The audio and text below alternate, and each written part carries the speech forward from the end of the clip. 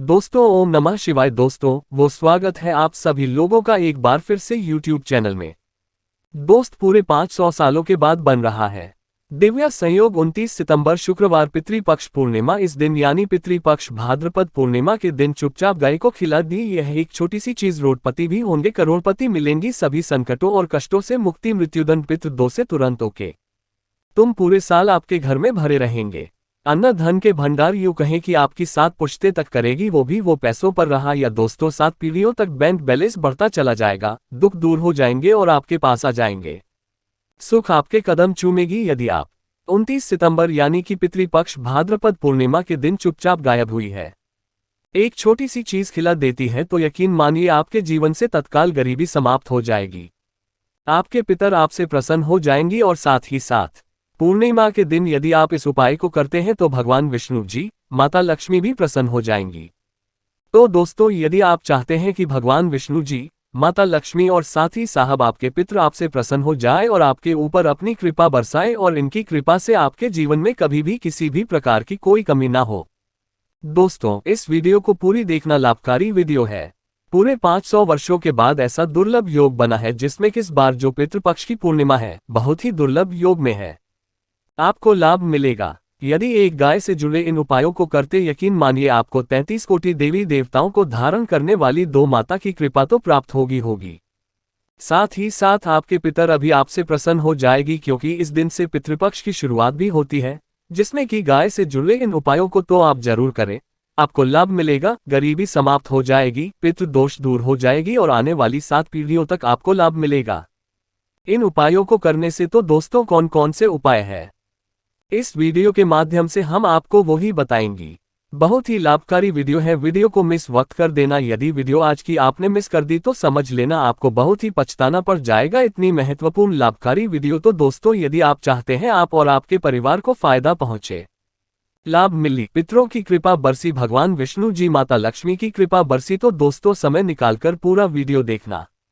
इस वीडियो में वह आपको उसी खास चीज के बारे में बताने वाले हैं जो कि आपको गाय को जरूर खिलानी चाहिए।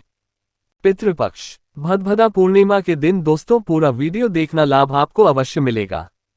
वीडियो को लाइक कर देना और सच्चे दिल से कमेंट बॉक्स में जय श्री विष्णु, जैन मां लक्ष्मी और अपने पितृदेव ओम पितृदेवाय नमः अवश्य लिख देना, जिससे आपकी समस्त मनोकामनाएं पूर्ण हो जाए। और जहां पे से ज्यादा वीडियो को शेयर जरूर करना, जिससे कि और लोग भी इस वीडियो के माध्यम से बताए गए उपायों से लाभ प्राप्त कर सके। 200 आपको बता दे, हिंदू पंचांग के अनुसार में आने वाली पूर्णिमा को हम भाद्रपद पूर्णिमा कहते हैं और पूर्णिमा कहते हैं हिंदू धर्म में विशेष महत्व रखती है। बता दे कि मदद पूर्णिमा 29 सितंबर को है। इस दिन से पितृपक्ष की शुरुआत है, तो इसे हम पितृपक्ष में पूर्णिमा भी कहते हैं, जिसमें कि आपको अपने पितरों को प्रसन्न करने के लिए पितृपक्ष यानी श्राद्ध प्रारंभ होते हैं, श्राद्ध कर्म किए जाते हैं। तो दोस्तों इस दिन शादी साथ भगवान विष्णु जी, माता लक्ष्मी की पूजा का विशेष विधान है। और आपको बताना चाहेंगे कि इस बार जो पितृपक्ष बाद पूर्णिमा है, बहुत ही दुर्लभ योग में है, आपको लाभ मिलेगा। जो भी आप उपायों को करेंगे तो सब प्रथम तो गाय के उपाय बताने से पहले आपको बता देते हैं बहुत पूर्णिमा के दिन आपको क्या करना है। इस दिन भगवान सत्यनारायण की आपको पूजा अवश्य करनी चाहिए और संभव हो सके तो इस दिन कराए और बदमाश उत्तर कथा सुने और साथ ही साथ माता लक्ष्मी की विधि विधान से पूजा करें। भगवान विष्णु जी के साथ साथ मंत्रों का जाप करें और अपने पितरों का स्मरण करें कि निमित्त दान धर्म के कर्म करें। यहाँ पे जो आप श्रद्धा सामर्थ्य के अनुसार यथाशक्ति के अनुसार बनी कुछ न कुछ दान धर्म के कर्म जरूर करें। आप अपने पितरों की आत्मा की शांति के लिए निदान आप कर सकते और साथ ही साथ इस दिन किसी पवित्र नदी या सरोवर कुंड में विश्राम जरूर करें। आप अगर कई पवित्र नदी में स्नान करना संभव न हो तो घर पर ही आने वाली पानी में गंगाजल की कुछ बूंदें डालकर स्नान करें, तो लाभ आपको अवश्य मिलेगा। ध्यान रखना कि इस दिन अपने पितरों के निमित्त व्यक्ति को या फिर ब्राह्मण को अन्न, धन, वस्त्र कुछ न कुछ जरूर दान करें, जिससे आपके पितृ प्रसन्न हो जाए और आपके पितरों की आपके ऊपर कृपा पर से ध्यान रखना। यदि आपके पितर आपसे प्रसन्न हैं तो आपको सफलता प्राप्त करने से कोई नहीं रोक सकता। तो दोस्तों मित्रों को प्रसन्न करने के लिए आपको कुछ न कुछ दान धर्म के कर्मचारी करने चाहिए। और दोस्तों अब बात करने की गाय से जुड़े कौन कौन से उपाय आपको इस दिन यानी पितृपक्ष भाद्रपद पूर्णिमा के दिन जरूर करने चाहिए, जिससे कि आपके पति आपसे प्रसन्न हो जाए, भगवान विष्णु जी, माता लक्ष्मी आपसे प्रसन्न रहे और आने वाली 7 पीढ़ियों तक कोई कमी ना हो। बढ़ता चला जाएगा समस्त कष्ट दुख दूर, जो भी किसी भी प्रकार के बड़े से बड़े कष्ट है वे भी दूर हो जाती है। सुख आपके पास आ जाते हैं, कदम चूमती है सुख। यदि आप गाय से जुड़े नहीं होकर दे भाद्रपद पूर्णिमा के दिन, जो कि पितृपक्ष के 29 तारीख से शुरुआत है, इस दिन गाय को ये चीज खिला देते हैं तो तेरी ये शुरू करते हैं। गाय से जुड़ी कौन कौन से उपाय आपको करने चाहिए जिससे कि आपको लाभ मिले, प्रसन्न हो जाए भगवान विष्णु जी मतलब लक्ष्मी सदैव आपको पर कृपाल सिंह। तो ध्यान से सुनना, जिस प्रकार उपाय बताए उसी प्रकार करे वही लाभ मिलेगा। चलिए शुरू कर दे। गायत्री जुड़ी कौन कौन सी महत्वपूर्ण उपाय है। दोस्तों, सनातन परंपरा में गाय गंगा और गायत्री का बहुत ज्यादा धार्मिक महत्व है। मान्यता है कि गौ माता के शरीर पर 33 कोटि देवी देवताओं का वास होता है। गोमाता की सेवा एवं पूजा करने वाले जातक पर इन सभी देवी देवताओं की कृपा बरसती है। गो सेवा से न सिर्फ इस जन्म के बल्कि पूर्व जन्म के भी दोस्त दूर हो जाते हैं। प्रत्येक सुबह जब आपके घर में भोजन बनना प्रारंभ हो तो सबसे पहले बनाई गई रोटी को आप गोमाता के नाम से निकाल दें और भोजन करने से पूर्व गोमाता को इस रोटी को खिलाएं। यदि संभव हो तो काली गाय को खिलाएं। यदि काली गाय ना मिले तो सफेद गाय को भी आप खिला सकते हैं। प्रत्येक पूजा और मांगलिक कार्य में गोमाता या उनसे जुड़ी चीजें जैसे गाय का गोबर, गोमूत्र, गाय का दूध अथवा गाय के दूध से बना घी अवश्य शामिल करें। इससे आपको उन्हें पड़ों की प्राप्ति होगी। सनातन परंपरा के अनुसार जिस घर में गाय होती है उस घर से जुड़े सभी वास्तु दोष स्वतः ही समाप्त हो जाते हैं। किसी भी पूजा में गाय से प्राप्त पंचगव्य आयुक्त प्रधान का उपयोग अवश्य शामिल करें, क्योंकि पंचगव्य के बिना कोई भी पूजा पाठ और हवन सफल नहीं होता। जादू तो वो कृपा पाने के लिए प्रतिदिन, सप्ताह अथवा महीने में परिवार समेत एक बार गौशाला जाने का नियम जरूर बनाएं और वहां गायों को हरा चारा जरूर खिलाएं। इससे आपको शुभ फल की प्राप्ति होगी और साथ ही साथ गौसेवा और गोपूजा से 9 ग्रह शांत हो जाते हैं और इनसे जुड़े 200 का निदान हो जाता है। गर्मियों में गोमाता को पानी पिलाया और सर्दी में गोमाता को गुड़ अवश्य खिलाएं। ध्यान रखें कि गर्मियों में गाय को गुड़ ना खिलाएं। अनेक देवी देवताओं को अपने शरीर पर धारण करने वाली गोमाता से जुड़े कई शुभ और अशुभ संकेत भी होते हैं। मसलन गाय का दूध दूहते समय यदि गाय ठोकर मार दे और सारा दूध बिखर जाए तो अपशगुन होता है। यदि कोई यात्रा पर निकल रहा हो और गाय अपने बछड़े को दूध पिलाती सामने आ जाए तो निश्चित रूप से जिस यात्रा के लिए आप निकले हैं वे यात्रा आपके लिए अवश्य सफल होगी और वह काम जिसके लिए आप निकले हैं वे अवश्य ही पूर्ण होगा। यात्रा पर जाते समय बाईं ओर गाय की आवाज आना और रात्रि में गाय की हुंकार करना भी शुभ होता है। दोस्तों, साथ ही साथ गाय के साथ आप भूलकर भी ये काम न करें, अन्यथा मिलता है घोर नरक और जीवन भर की परेशानियां। या दोस्तों, गाय को राष्ट्रीय पशु बनाए जाने और इन्हें मौलिक अधिकार दिए जाने की बात हो रही है तो सवाल उठता है कि गाय जब वो भारतीय संस्कृति का अहम हिस्सा है तब भी गाय के साथ लोग खराब व्यवहार कैसे कर लेते हैं। गाय दर दर भटकती रहती है, भरपेट इन्हें चारा तक लोग नहीं देते। गाय जब तक दूध देती रहती है तो उनकी सेवा होती है और जैसे ही दूध देना बंद कर देती है तो लोग इन्हें उनकी किस्मत पर छोड़ देते हैं, सड़कों पर और गलियों में भटकने के लिए।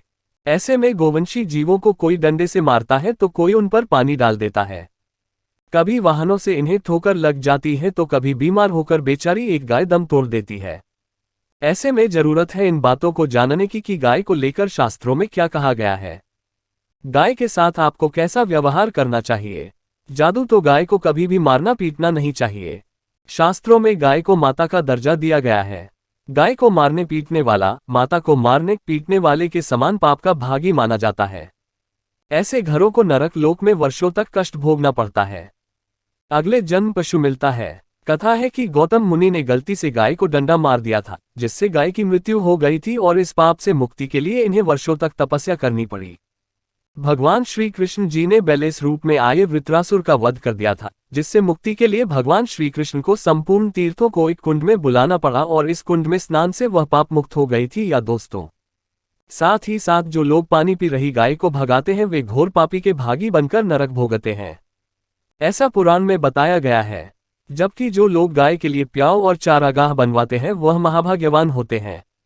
जैसे लोग घोर पाप से मुक्त होकर स्वर्ग पा जाते हैं और बड़े ही धनवान कुल में जन्म लेकर सुख भोगते हैं, और साथ ही साथ आराम कर रही गाय को कष्ट देकर कभी भी उठाना नहीं चाहिए।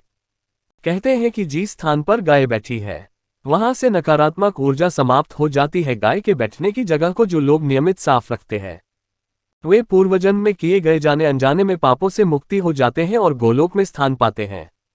गाय को डंडा मारकर उठाना, पानी डालकर उठाने से मनुष्य पाप का भागी बनता है और अगले जन्म में उसे दर दर भटकना पड़ता है। और साथ ही साथ शास्त्रों में बताया गया है कि गाय का दूध उसके बछड़े के लिए होता है। गाय की बछड़ी सी बचा हुआ दूध ही मनुष्य को लेना चाहिए, लेकिन कुछ लोग एक बार गाय को तुहुल लेने के बाद फिर से बछड़े के लिए बचा हुआ दूध भी दूध लेते हैं। ऐसा करना घोर पाप कहा जाता है। ऐसे दूध को दुखाने वाला और ग्रहण करने वाला दोनों ही पाप की भागी बन जाते हैं। दोस्तों, साथ ही साथ शास्त्रों में कहा गया है कि गोवंश यानी गाय और बैल की पीठ पर नहीं बैठना चाहिए। इनकी पीठ पर बैठने से महापाप लगता है। ऐसे लोगों को नरक की यातना भुगतनी पड़ती है। एकमात्र महादेव के अंश के उत्पन्न नंदी ही गोवंशी है, जिस पर स्वयं महादेव और महादेवी सवारी करती है, क्योंकि नंदी ने स्वयं अपनी इच्छा से महादेव की सवारी बनना स्वीकार किया था। और साथ ही साथ में गाय के दान को बहुत ही महत्व दिया गया है। लेकिन ऐसी गाय का दान कभी नहीं करना चाहिए जो बूढ़ी और बीमार हो। कठोपनिषद में नचिकेता की कथा भी इस संदर्भ में है कि जिस नचिकेता ने पिता द्वारा बूढ़ी गाय को दान करने पर आपत्ति जताई थी। दूध देने वाली और बछड़े सहित जो लोग गाय का दान करते हैं वह महान पुण्य को प्राप्त करके स्वर्ग में स्थान पाते हैं। दोस्तों, साथ ही साथ सूर्य, चंद्र, मंगल या शुक्र की युति राहु से हो तो पितृदोष होता है। ये भी मान्यता है कि सूर्य का संबंध पिता से एवं मंगल का संबंध रक्त से होने के कारण सूर्य यदि शनि, राहु या केतु के साथ हो या दृष्टि संबंधी हो तथा मंगल की युति राहु या केतु से हो तो पितृदोष होता है। इस दोस्त से जीवन संघर्ष में बन जाता है। यदि पितृदोष हो तो गाय को प्रतिदिन या किसी भी एकादशी को या किसी पूर्णिमा के दिन या अमावस्या को रोटी, गुड़, चारा आदि खिलाने से पितृदोष से समाप्त हो जाता है। साथ ही साथ देसी गाय की पीठ पर जो खुद को बड़ा होता है वह बृहस्पति गुरु है। अतः जन्मपत्री में यदि बृहस्पति अपनी नीच राशि मकर में हो या अशुभ स्थिति में हो तो देसी गाय के इस बृहस्पति भाग एवं शिवलिंग रूपी कुबेर के दर्शन करने चाहिए। पूर्ण तथा चने की दाल रखकर गाय को रोटी भी दें। इससे आपको शुभ फलों की प्राप्ति होगी। और साथ ही साथ यदि आप रास्ते में जा रहे हो और सामने से गौ माता आती हुई दिखाई दे तो गोमाता को आप अपनी दाहिनी ओर से जाने देना चाहिए। आपकी यात्रा अवश्य ही सफल होगी। और साथ ही साथ यह संकेत भी जान ले, यदि आप यात्रा पर जा रहे हैं और सामने आपके गाय बढ़ जाए अथवा अपने बछड़े को दूध पिलाती हुई सामने गाय दिखाई दिया जाए तो समझ जाना कि वह यात्रा आपके लिए अवश्य ही सफल होगी। और साथ ही साथ जिस घर में गाय होती है उसमें वास्तुदोष स्वतः ही समाप्त हो जाता है। और साथ ही साथ आपको बता दें कि गाय को आप जो भी रोटी बनाए प्रतिदिन ताज़ी रोटी ही बनाएं। गाय को अगर आपने रोटी बनाई है तो कोशिश करें कि उस रोटी को आप तुरंत ही गाय को दे दें। अगर आप उस रोटी को रख देंगे और उस रोटी को अगले दिन देंगे तो वह रोटी बासी मानी जाएगी। गाय को कभी भी बासी रोटी ना दें। इससे घर में नकारात्मक ऊर्जा वास करती है और जो भी कार्य आपके बनने वाले होंगे वह कार्य भी आपके बिल्कुल भी नहीं बनेंगे। इससे आपके घर में हमेशा दरिद्रता का वास रहेगा और आप जिस भी कार्य को करेंगे उस कार्य में आपको हमेशा असफलता ही हाथ लगेंगी। इसलिए कोशिश करें गाय को रोजाना ताज़ी रोटी बनाकर खिलाएं और रोटी को बिल्कुल न रखें। बासी रोटी गाय को ना दे और साथ ही साथ सड़ी गली चीजें गाय को नहीं खिलानी चाहिए कि घर में कोई फल है, कोई सब्जी है, सड़ जाए तो लोग क्या करते हैं, गाय को खिला देते हैं। नहीं, ऐसा नहीं करना चाहिए। ऐसा करने से यदि आप गाय को खिलाते हैं तो और आपके भागी बन जाते हैं। आप बिल्कुल भी सड़ी गली चीजें गाय को ना खिलाएं और साथ ही साथ आप आटे की लोया बनाकर उनके ऊपर हल्दी लगाएं। इसके बाद आप उन 11 लोगों को एक एक करके गाय को खिलाएं। प्रत्येक लोई को खिलाते समय गाय के सींगों पर आप हाथ फेरें, पीठ पर हाथ फेरने, मस्तक पर हाथ फेरें। माता गाय की आप चरणों को स्पष्ट करें। ऐसा करने से आपके समस्त कार्य बनने लगेंगे। जो दुख का समय चल रहा है वे भी समाप्त होगा।